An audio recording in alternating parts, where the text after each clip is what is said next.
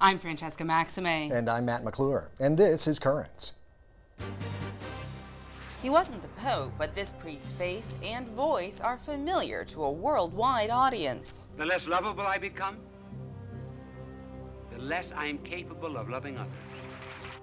Abortion is having an unintended effect on the marriage market in one country. Historically and culturally, a son is more valuable to have in a family because they earn more money and they can look after the parents when they get old.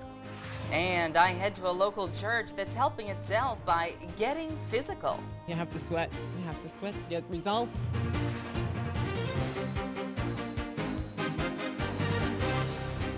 Well, good evening, and thank you so much for joining us. Over Father's Day weekend, moviegoers flocked to see Toy Story 3. It took in over $150 million worldwide. But that was not the only new movie with buzz last week. Just before Father's Day, a movie about a father was also generating some excitement in Manhattan. Yeah, and that father was actually a bishop. Archbishop Fulton Sheen, a man on the path to sainthood and something of a celebrity in his own right, known as the Emmy-winning host of Life is Worth Living. And last week at Our Lady of Good Counsel, folks turned out for a first look at that new movie about him. Tonight we're here to screen a film entitled Archbishop Fulton Sheen, Servant of All.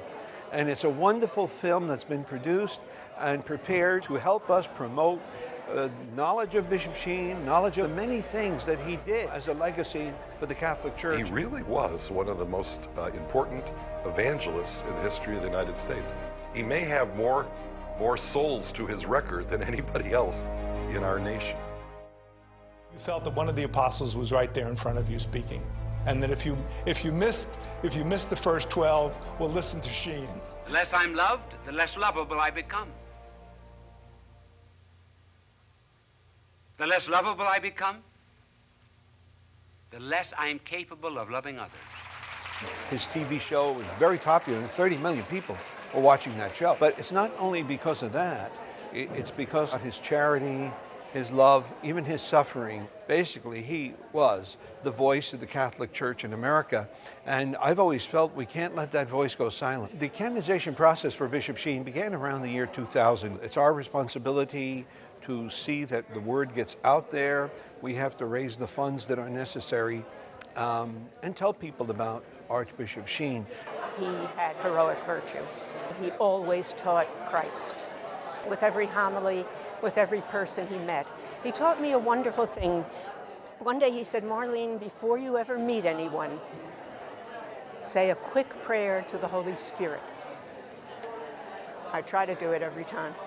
We are receiving evidence that people are receiving favors through his intercession, and God does that for those he wants to canonize. He was a prolific writer. One of those editorials he wrote, he said, America needs a saint.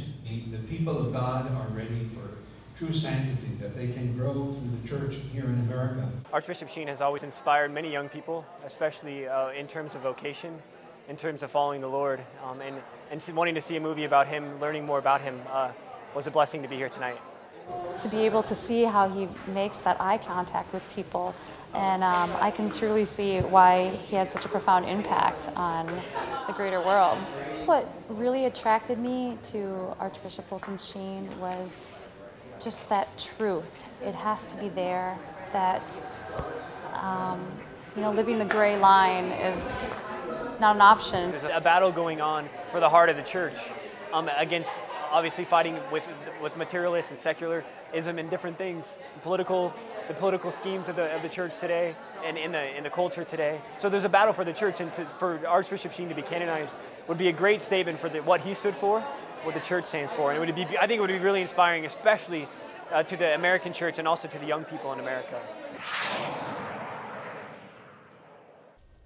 And we do have more about Archbishop Sheen on our website. Just head to currentsny.net. Good to see Father Andrew Apostoli there as well. Joined us for our coverage of the Pope's trip to Fatima not all that long ago. He did. Well, stay tuned. There's much more Currents coming up straight ahead. When we return, we'll have the day's headlines, including strong words from the Vatican about the disaster in the Gulf Coast.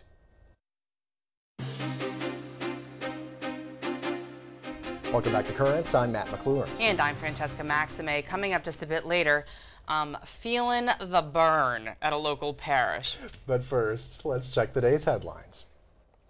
Well, it looks like the presidential race in Poland is headed for a runoff. President Lech Kaczynski, a devout Catholic, was killed in a plane crash earlier this year. No candidate in the race to replace him got the 50% needed to avoid a runoff. But as CNN's Fred Pleitgen reports, those candidates include Kaczynski's twin brother. More than 2 months after the tragic death of Lech Kaczynski, the Poles still don't know who their future president will be. In the first round of voting, Bronisław Komorowski, the Speaker of Polish Parliament and interim president, came out on top. However, he did not manage to garner more than 50% of the popular vote, which would have been necessary to clinch victory in the first round of voting. Komorowski is a moderate conservative who is very pro-European. The first round of voting was also a very big disappointment for Lech Kaczynski's twin brother Jarosław Kaczynski. His party, Law and Justice, did not manage to garner much more than 30% of the popular vote. However, now there will be a second round of voting, and that will be anyone's take. The campaigns here were overshadowed by the dual tragedies of the plane crash that killed the president and also of massive flooding in the south of the country, which led to very subdued election campaigns. Well, that is CNN's Fred Pleitgen in Warsaw, Poland. We all know Sunday was Father's Day, but did you know it was also World Refugee Day? June 20th is set aside every year to raise awareness of the plight of refugees across the globe. Pope Benedict spoke about just that yesterday at the Vatican. The pontiff said refugees want to find acceptance and be recognized for their dignity and also for their fundamental rights. He also said that refugees want to contribute to society, to a welcoming society on a daily basis. He called on believers to pray for them. Now, the UN passed a resolution establishing World Refugee Day back in 2000. Reports say Pope Benedict will appoint an Italian bishop as his delegate to the troubled religious order, the Legionaries of Christ. We get details on that now from Rome Reports. The Italian bishop Vallasio de Paulus will most likely be the Pope's next apostolic delegate for the Legion of Christ. The official's task will be to bring normalcy to the congregation. The 74-year-old de Paulus already holds a high office in the Vatican. He chairs the Prefecture for Economic Affairs of the Holy See and is a professor of canon law at the Gregorian University in Rome. In addition to his religious experience, de Paulus' economic and legal expertise could help resolve financial woes brought on by the group's founder, Marcial Maciel.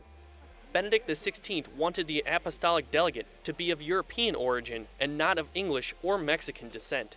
The congregation already has a widespread following in these two countries. De Paulus would be joined by two vice delegates, one English-speaking and the other Spanish-speaking. The three together would analyze the constitutions of the congregation and help redefine charism.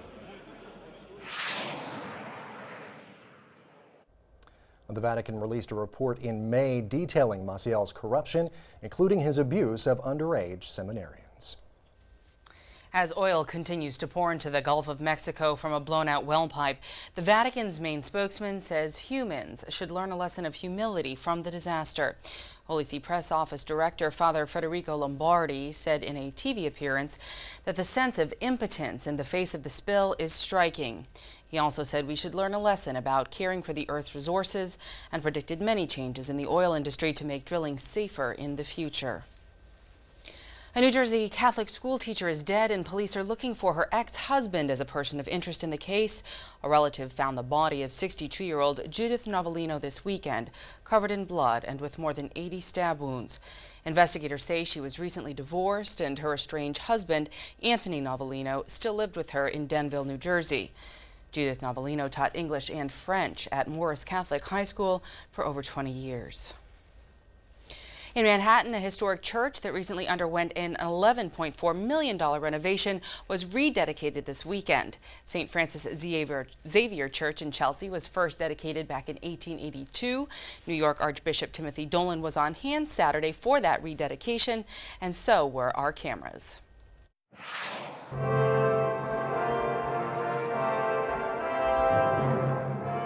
Welcome, one and all, to the Church of St. Francis Xavier in this rededication mass.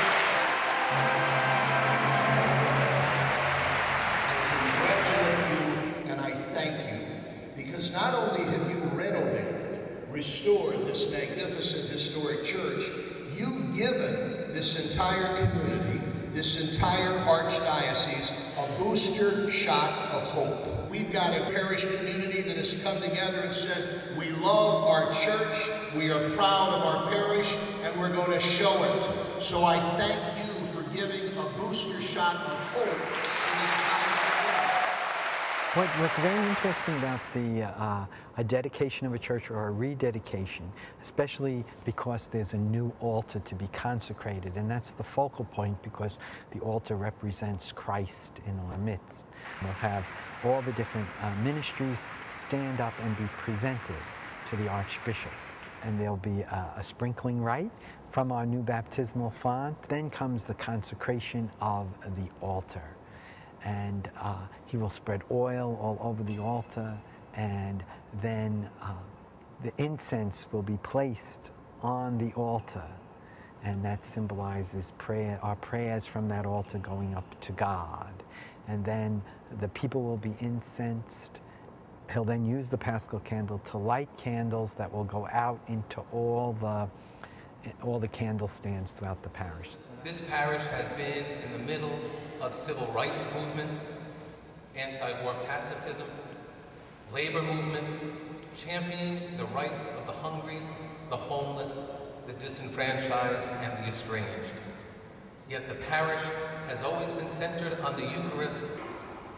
Through all these years, the Xavier Parish has been of, for, and by the church.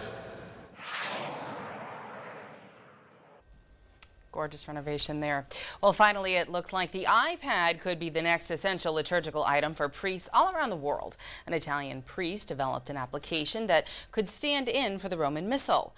The app contains all that is said and sung during Mass throughout the liturgical year, and the priest who came up with the idea predicts it will replace paper books altogether. The app will be launched next month in English, French, Spanish, Italian, and in Latin. Of course. Your iPad in Latin. That's just so cool. Well, stay tuned. There's much more currents coming up. Just ahead, forget about dating websites. People in one Chinese city are going to a real-life marriage market. Any luck so far? Merci.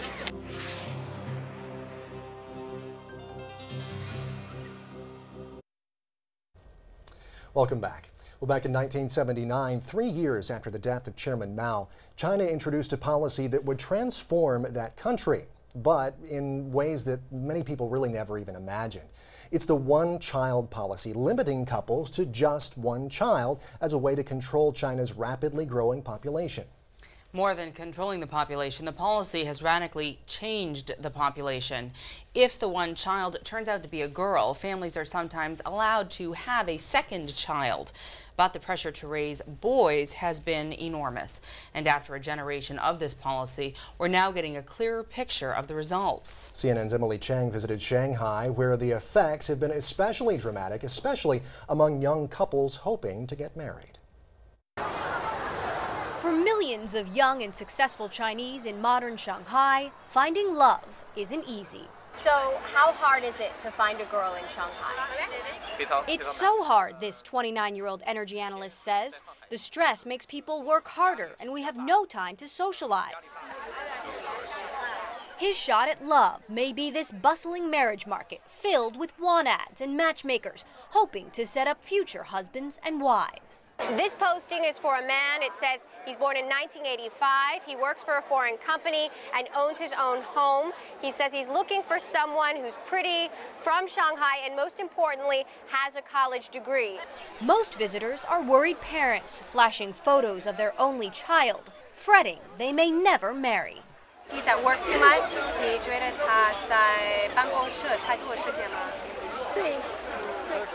But it may not be just a fast-paced lifestyle that's killing Cupid, rather a growing gender imbalance fueled by the Chinese government's one-child policy. According to one study, there will be 24 million more men than women by 2020, in part due to a rise in sex-selective abortions. Over the years, that imbalance has been caused by parents wanting sons. And historically and culturally, a son is more valuable to have in a family because they earn more money and they can look after the parents when they get old. The gender ratio for developed countries is 107 males for every 100 females. But in China, it spiked to 116 males for every 100 females. In rural areas, it's as high as 140 to 100.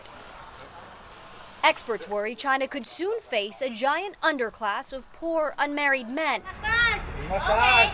a rise in violence and prostitution, and a breakdown of traditional family values. The Chinese government has indicated it's reevaluating the one-child policy, but for generations, it's already too late. Women face pressure to marry early, so single ladies still outnumber men at the Shanghai marriage market. My daughter's 28 years old, this mother says. Most people that age have kids already. So this is your third time? Yeah, my third time.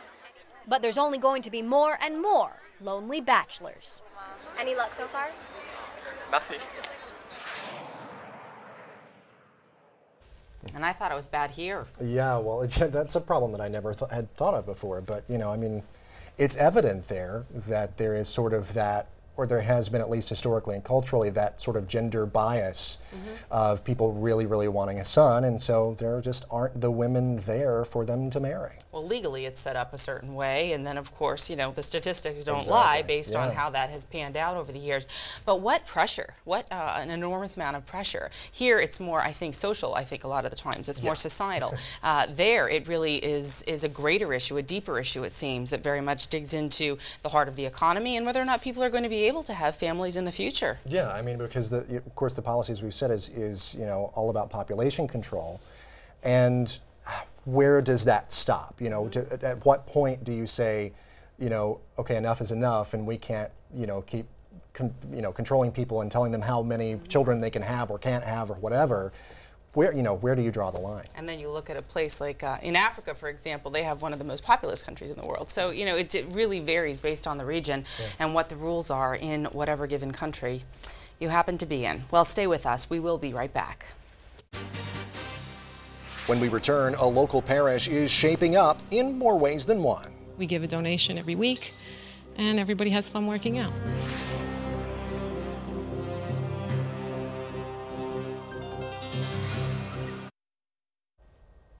Well, if you've checked the calendar, or maybe a little bit later on if you check your watch, you might know that today is the longest day of the year. It's the first day of summer as well. So, you know, you might be asking yourself that age-old question, are you ready for the beach? Yeah, or you can just check the thermometer, because it's really warm out there today as well. The longest and the hottest day of the year, at least it feels like summer. I don't know if I'm ready for the beach. I know that I had a little vacation earlier this month, and I was in Florida, so I went anyway. I did don the bathing suit already, but it is a bit of a challenge. And if you are not ready for summer, have no fear. A familiar place that is usually involved in helping save souls may also help you shed a few pounds.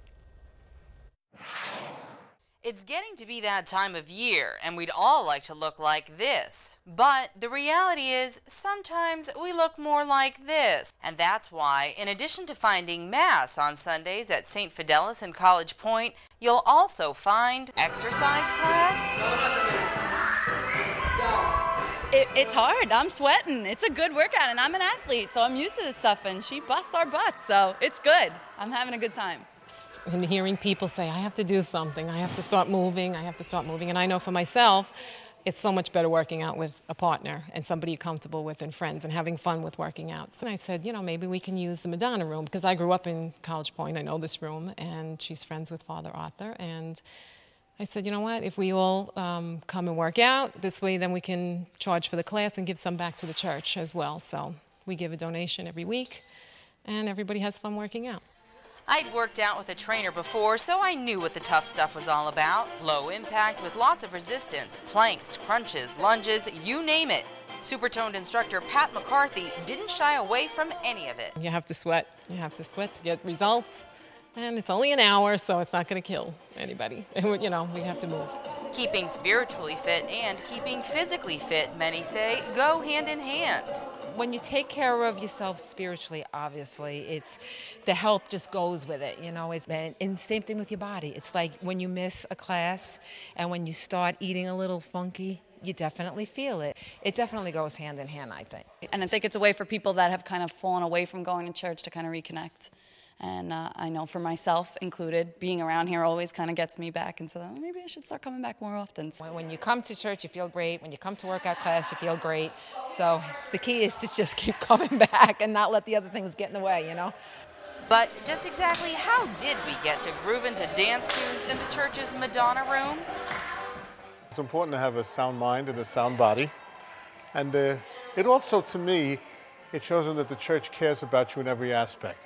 Not just spiritually, but we're all one. Physical, spiritual, psychological, we're all one unit. Now, these exercise classes are really affordable. They're only $10 a piece. And by coming, you're not only supporting your own good health, you're also supporting the parish, as a portion of the proceeds goes directly to St. Fidelis. The class has already been going on for a few months, and now Pat says there's enough demand to add even more classes on weekdays. A sure sign that summer is here. Oh, goodness gracious. No, that's not, I'll tell you, that's not quite as embarrassing as my Irish step dancing. No, I feel equally embarrassed. I was, sweating to the oldies over there. That's oh my awesome, goodness. though. So yeah, definitely getting some workouts in there. But and two, I think the great thing about it is you spoke about, you've been with a personal trainer before and had to work out and do running up and down flights of stairs and all that. But this is something that looks like to be a lot more affordable, and you get that hour a weekend, Here's the thing, obviously I'm not a poster child for, American Fitness Magazine per se or whatever. I got a little ways to go. However, that being said, this is open to anybody. You don't need to have a personal trainer. You don't have to join, the fanciest gym. You can go to the local parish, and the way that it sort of plays off is you can go there and connect for, your physical fitness, but also the whole idea is just by being in the environment, just by going back there, you might end up at church more on Sundays. You might be able to take your family sometime to additional outings that they have, and they're actually going to beef up the classes that they have and have a little bit more of them, I think, over the summer on weeknights, not just on Sunday nights, which is the one I went to a couple weeks ago. And I was sore the next day. Yeah, my muscles were hurting. I remember the complaining. Yes. No, but you get beefed up physically and get beefed up spiritually as well. It's not a bad deal. No, not at all. It was a great class. She's a really enthusiastic instructor, and it was a lot of fun. So we thank them for having us out. Well, it definitely looked like a lot of fun. Well, that is it for tonight. Now, but coming up tomorrow, we'll have a rare look at the trial of the century.